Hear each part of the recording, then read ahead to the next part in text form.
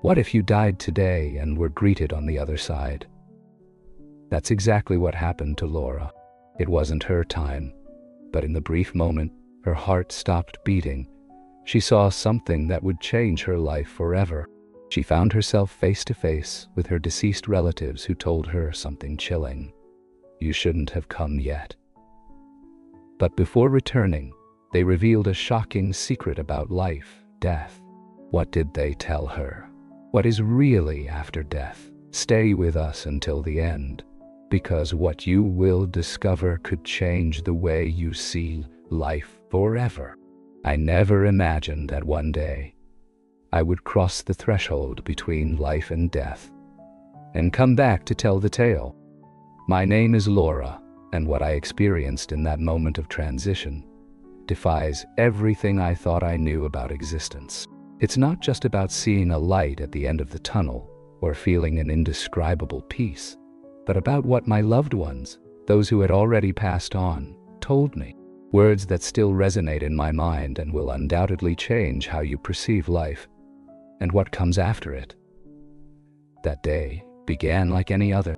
There were no signs or premonitions, nothing that made me think that in a matter of minutes my life would be hanging by a thread.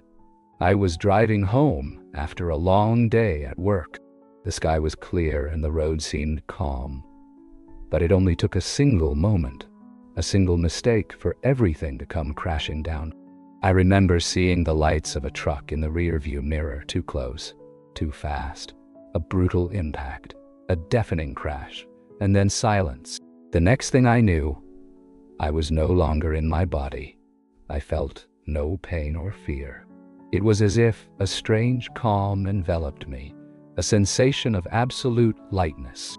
I looked down and saw the scene of the accident. My shattered car, my lifeless body on the pavement, people running, someone screaming for help. Something, an invisible but warm force, was pulling me upward. It wasn't a sudden movement, but a feeling of being gently guided, of being transported to something greater. It was then that I noticed the light. It wasn't just any light. It didn't blind. It was a vibrant light, and without realizing it, I was no longer at the scene of the accident. Around me was a landscape that defied all earthly logic. It wasn't a physical place as we know it, but it wasn't empty either. The air seemed filled with peace, and in the distance, as if they had been waiting for me forever, I saw figures I recognized immediately. It was my family, my grandparents, my mother, my brother, all those I had lost over time. Those whose faces I could only see in photographs or in memories from my childhood.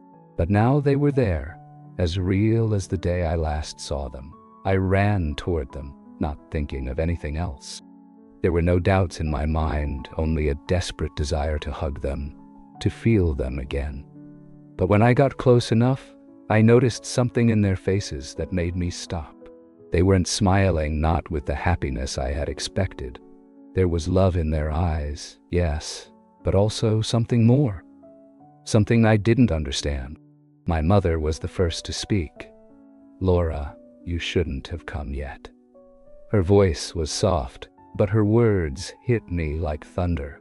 My mind blurred with confusion. Wasn't I dead? I tried to speak, to ask them. But before I could do so, my brother stepped forward and said something that made my entire being shudder. "There's something you need to know before you go back." Go back. That word echoed inside me with indescribable force. It wasn't my time. I shouldn't be there, but before returning, I had to hear something that would change everything. My mind, paralyzed, couldn't grasp what was happening. I was seeing my family, those I had lost, standing in front of me, looking at me with love, but also with seriousness. My mother had said I shouldn't have come yet, and my brother mentioned that there was something I needed to know before going back. But back to where? I tried to find the words to ask them what all of this meant, but before I could speak, my grandmother approached. Her face was the same as always, that face full of tenderness and warmth that had comforted me so many times in childhood. but her expression was different. She looked at me deeply, as if she could see every part of my soul, and said something that made my entire being shudder. To be remembered. The words hung in the air, heavy with a meaning I still couldn't grasp. Remember what? I finally managed to ask, my voice barely a whisper. It was then that my surroundings changed. We were no longer in that space of light. Suddenly, I was watching moments of my own life projected in front of my own life. Me, as if they were scenes from a movie. But they were not just memories. I could feel them. I saw myself as a little girl running around my backyard, laughing carefree. I saw my mother watching me from the window, her lips curved in a smile, but worry in her eyes. I felt the joy of that moment, but also my mother's silent fear, her dread that one day the world could hurt me. Then the scene shifted. Now I was a teenager, arguing with my mother. I saw the sadness in her eyes when I yelled words I wished I could take back. I felt her pain as if it were my own. In that instant, I grasped what I could never see in life, the immense love surrounding me, even when I didn't appreciate it. Each memory carried a truth I had overlooked. I didn't just see my actions, but how they affected others. Every word, every gesture, every decision had a much greater impact than I ever imagined. Suddenly, a particular scene captured my attention. I saw the accident, my own body on the ground, surrounded by. Expression was filled with desperation, as if at that moment his soul was connected to mine. Then I heard his prayer. It wasn't an elaborate prayer filled with complicated words. It was a simple, sincere, and profound. God help her. That man, not knowing me, not knowing who I was or if I deserved help, had prayed for me with all his heart, and his prayer had reached me. I turned to my family, feeling the tears inside me. Though in that place, I couldn't cry. "Why are you showing me this?" I asked, my voice breaking. My sister stepped forward because you must understand what the connection between souls means. No one is alone, neither in life nor in death. What we do for others, no matter how small it may seem, has a greater impact than we can imagine. Her words enveloped me like an echo, resonating in every part of my being. I realized that our actions do not vanish into thin air. Every word of encouragement, every act of love, every heartfelt prayer, everything leaves a mark on the universe. But then my grandfather spoke for the first time, his deep, serene voice cutting through the air. "You should not only look at your past, but also at what has not yet happened." My heart raced. What did that mean? It was then that everything began to change again. Something appeared before me that I would never forget. I saw the future, my future, in an infinite tapestry. Every choice I made in my life unfolded into a series of paths, showing how a single decision could alter the course of my destiny. In one of those visions, I saw what would have happened if I had never had the accident. I saw myself sitting on the couch in my house, caught in routine, living a life without significant ups and downs, but also without a clear purpose. There was nothing truly wrong with that version of my life, but there was also nothing extraordinary. It was a life of conformity, of simply existing without understanding the true purpose of my soul. Then the scene changed. I saw what would happen if I returned to Earth, but ignored everything I was learning at that moment. In this vision, I woke up in the hospital, confused and scared. But over time, I returned to my old habits. I saw myself surrounded by trivial worries, complaining about insignificant things, slipping back into the cold, same life patterns that had disconnected me from my purpose. It was as if nothing had changed. Was that what was going to happen? I would go back to my life without remembering all of this. But then I saw another path, a different one. I saw my body in the hospital bed, waking up with tears in my eyes, but this time with a clarity I had never felt before. In this vision, I took each day as a gift, valued the people around me, and, above all, understood that my existence had a much greater purpose than I had ever imagined. I saw how small decisions could change not only my destiny, but also that of those around me. I saw how a simple word of encouragement to someone in a tough moment could save their life without me even knowing it. I saw how a sincere smile could become the light someone needed to keep going. Purpose, my grandfather said as I continued to ponder. Those visions. No one comes to Earth by chance. We all have something to learn and something to teach. His voice carried an indescribable weight, as if each word held within it a universal truth. I asked, feeling that the answer was so close, yet still out of reach. My mother came closer and placed her hand on my shoulder. Her touch was not physical, but I felt it deep within my being. "We cannot tell you what your purpose is," she replied softly. "That is something each soul must discover for themselves. But if we can tell you this, your time is not yet over.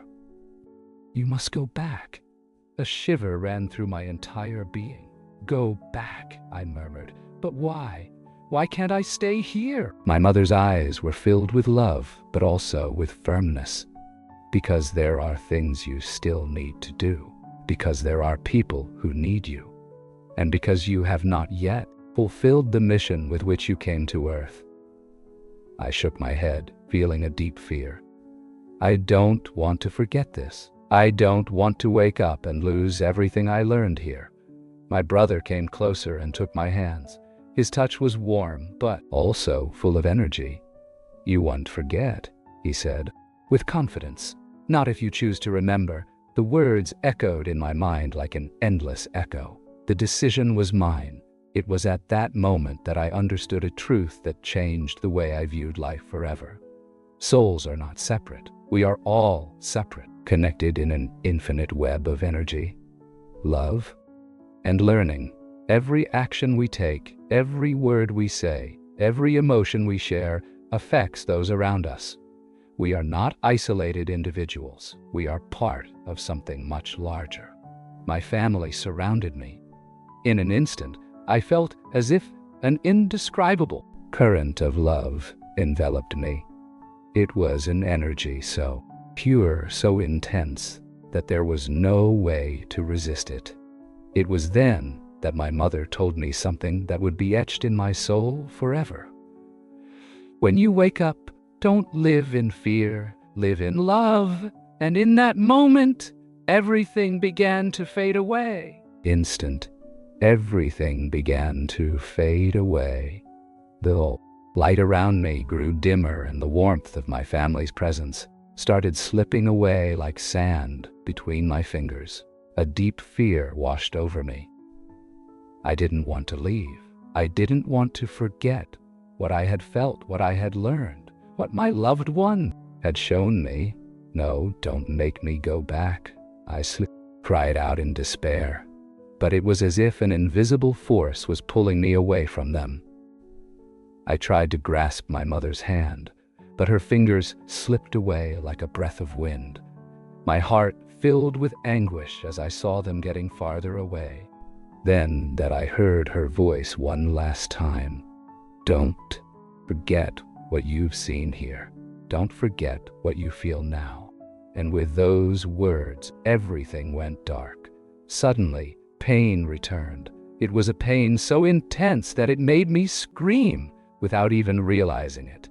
My chest burned, my head throbbed, and every cell in my body seemed to be waking from a prayer or deep slumber. I heard voices around me, the intermittent beeping of hurried murmurs from people I couldn't recognize. At that moment, I tried to open my eyes, but the light hurt. It was a cold, artificial light, nothing like the warm glow of that other place. I felt a weight on my body, as if I had been trapped under a large slab of stone. "She's coming back," I heard someone say. I took a deep breath, feeling the air fill my lungs with difficulty. I was alive. My mind was hazy, confused. Had it been a dream? Had I imagined all of it? But no, it wasn't possible to forget what I felt on the other side. Gradually, my vision cleared enough to see the blurry faces of the doctors surrounding me. I was in a hospital. I still didn't understand how I had gotten there, nor how much time had passed since the accident, but something inside me told me that nothing would ever be the same again. I tried to speak, but my throat was dry, as if I hadn't used my voice in an eternity. A nurse leaned toward me and offered me some water through a straw. I drank slowly, feeling the cool liquid soothe the roughness in my throat. "You've been unconscious for 2 days," she explained gently. "We had to induce a coma to stabilize you. 2 days. My mind tried to process it. 2 days on Earth, but on that other side it felt like an eternity had passed. I closed my eyes, and the image of my mother, my grandfather, and my grandfather appeared with stunning clarity. Their faces, their words, everything was still there, as vivid as if it had just happened. "You were very lucky," a doctor said. "The impact of the accident was severe, but miraculously." Soon, slowly, my mind began to recall. The crash, the light, the peace, my family, the message. And then, suddenly, I understood everything. They hadn't brought me back for no reason. I had a mission. The problem was, how could I explain it? How could I tell what I had seen without being thought of as crazy? The following days were strange. I was recovering physically, but in my mind, there was a whirlwind of thoughts. I knew I couldn't stay silent, but every time I tried to find the right words to describe my experience, I felt paralyzed by the fear of others' skepticism. Family was happy to see me alive. My mother looked at me with tear-filled eyes every time she entered the room. My younger brother, who had been distant for years, stayed by my side longer than he ever had before. Yet, in their gazes, I saw something else. Curiosity changed in me. They felt it, even though I hadn't said it out loud yet. It was a quiet afternoon when my mother finally dared to ask, "Honey, what happened while you were unconscious?" My first instinct was to pretend I didn't understand. It was easier to say I didn't remember anything, that I had simply woken up in the hospital with no memory of what had happened. But then I remembered her voice from that other place. "Don't forget what you have seen here." I took a deep breath and looked her straight in the eyes. "Mom, I saw them." I swallowed hard. "You, my brother, Grandpa, everyone. They were there with me." Her expression completely changed. Her eyes filled with wonder. "What are you saying?" I took her hand and squeezed it tightly. "I don't know how to explain it." "It wasn't a dream. I was there. I spoke. You told me things that I need to share." I felt my body tremble with every word. It was the first time I had spoken about it out loud, and as I did, a sensation of absolute truth enveloped me. My mother remained silent, but I could see that something in her was breaking. She didn't doubt my words. She couldn't doubt them. "Mom, they told me it wasn't my time. They said I had to come back because my mission wasn't finished yet." Her eyes filled with tears. "Mission? What mission?" My heart raced. I still don't know, but I need to find out. The following days were an internal struggle. My body was healing little by little, but my mind was trapped in a whirlwind of emotions. I knew I couldn't keep quiet about what I had seen, but I was scared. How could I explain that I had been in another place? How could I describe the absolute peace, the unconditional love, the message that had been given to me? The world is not ready to hear these things. That thought echoed in my mind over and over again. making me doubt. Maybe it would be better to keep it to myself, to let it remain a sacred secret in my heart. But every time I tried to do that, I felt an indescribable weight in my chest. They didn't bring me back to stay silent. My mother, although she didn't insist, looked at me in a different way. She knew that something deep had changed in me, and I could feel that she had changed too, since I told her what I saw. Her gaze had an odd shimmer, a mix of nostalgia and hope. One afternoon, my mother gently took my hand. "Daughter, I've been thinking a lot about what you said about seeing each other there." My heart raced. "Mom, I know what I saw. It wasn't a dream," she slowly said. "I know because I felt them too." She paused, searching for the words. "Sometimes when I miss your grandmother a lot, I feel her close, as if she's trying to tell me that everything is okay." Her words took my breath away. It was the first time she had told me that. "Why did you never talk about it?" I asked softly. "Because in this world we are taught to fear what we do not understand." She whispered, "But now that I hear you, my mission was to speak to those who already felt something within themselves, but had no one to confirm that what they experienced was real." From that day on, my recovery ceased to be just physical. It also became a waking up. When I finally got released from the hospital, I felt the fresh air on my skin as if it was the first time I was breathing freely.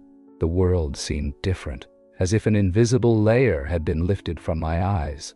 The colors were more vibrant, the sounds clearer, and the strangest thing of all, energy of the people around me. That sensation stayed with me constantly. In the car as my mother drove me back home, I watched people walking down the street, but not in the same way as before. Now I saw beyond their expressions. I could feel their emotions, the hidden sadness on some faces, hopelessness in others, and in a few, a faint light, a spark of hope.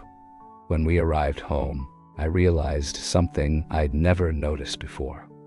My home was not just a physical place. There was something more, a subtle presence, a feeling of warmth. Was exhausted. I couldn't sleep. My mind kept replaying what I had seen, my family's words, the mission I still didn't fully understand. I turned in bed, trying to find rest. But as soon as I closed my eyes, I heard their voices inside me again. "Don't forget what you've seen." I jolted awake. Was not alone. The room was dim, but I didn't feel fear. It was presence, as if someone were there watching me with love. "I'm listening," I whispered, not exactly sure to whom I was speaking. A chill ran down my back, but not from terror. It was something deeper, a recognition. I didn't receive an immediate response, but deep inside I felt something clear. I had to start speaking.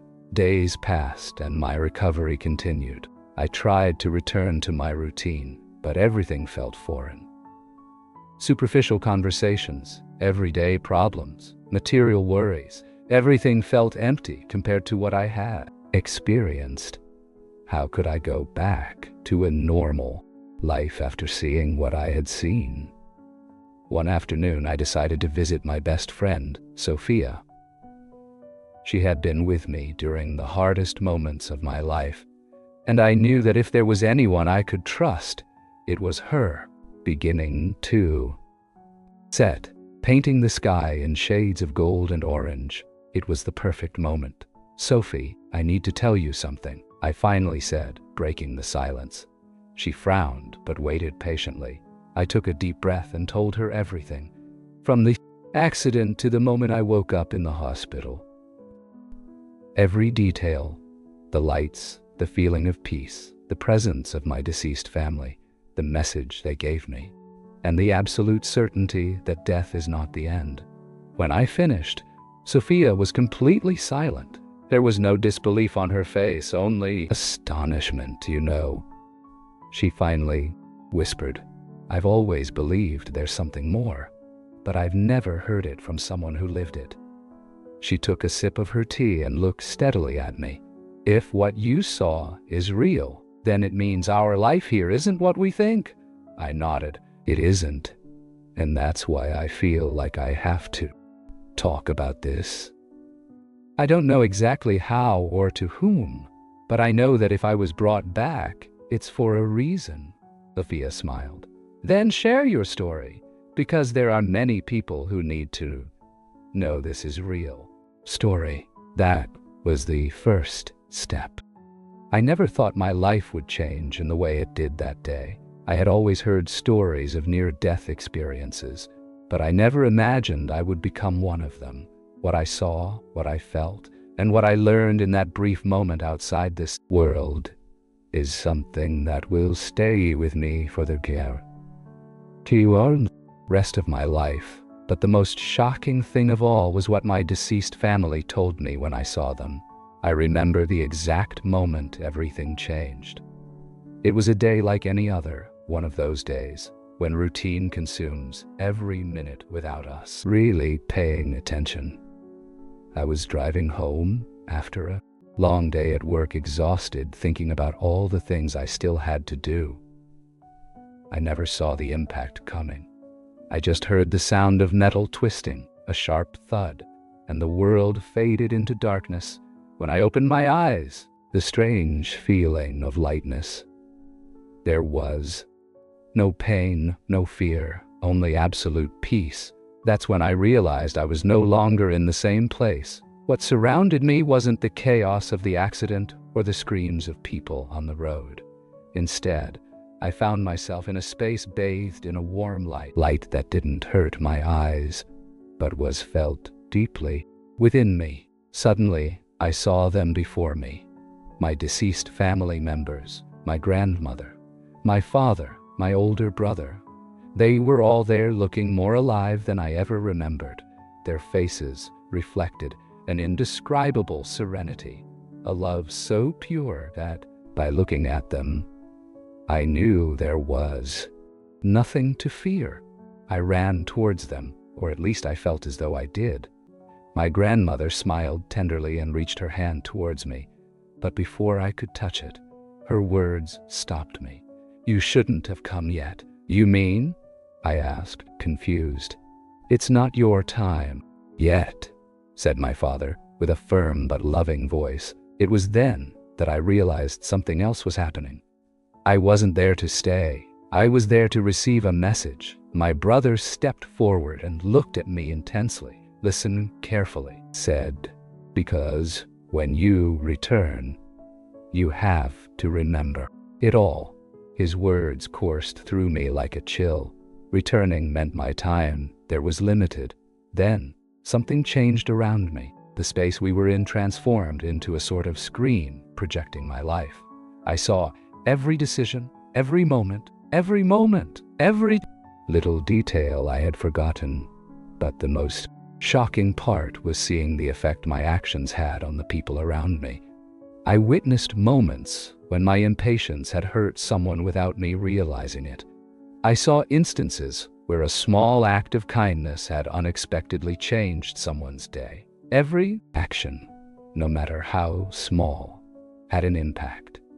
"Life on Earth is not what you think," said my grandmother gently. "It's just a school, a place where souls learn, where they grow, where they prepare for what comes next." Her words resonated deep within me. I had never seen it that way. "So, everything has a purpose?" I asked.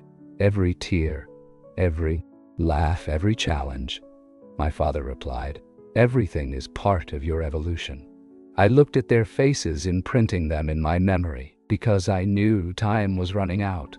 I didn't want to leave, not after feeling that peace, love. But then, my brother took my hand and looked at me seriously. "You must remember one more thing," he whispered. "You are not alone. You never were."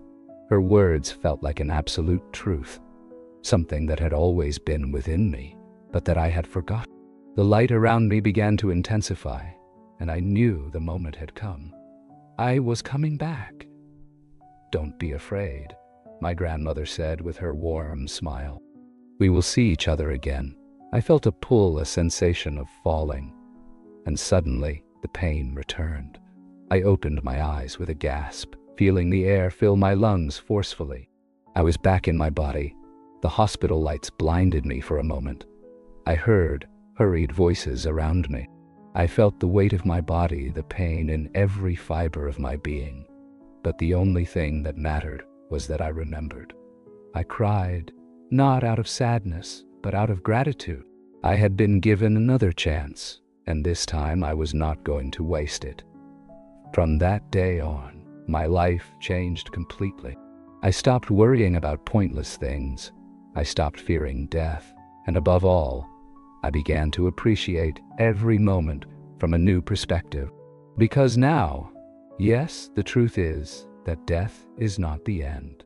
And when my time comes, I will not be afraid, because I know they will be waiting for me.